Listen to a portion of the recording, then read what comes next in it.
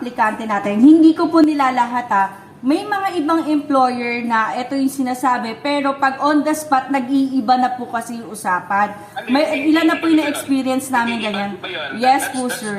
Opo. You cannot compare us to that. Opo. Pero hindi ko po yung nilalahat, sir. Ang sa akin lang po, as agency, maging aware lang po sila ate kung ano po talaga, kunyari, sir, sa inyo.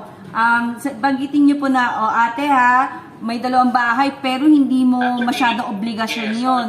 Actually, JP, ganito din yan eh. Ang usapan all around. Supposedly, pag all around ba, ano ba ang functions nun? Kasama ba yung laba, plancha? Yes po, kasama yun. Laba, plancha, linis, luto. Hindi siya nagpa-plancha, hindi siya naglalaba. Kasi, meron kaming separate na nagpa-plancha sa amin, tsaka nagpa-wash. Mas maganda po pala. Paano yun?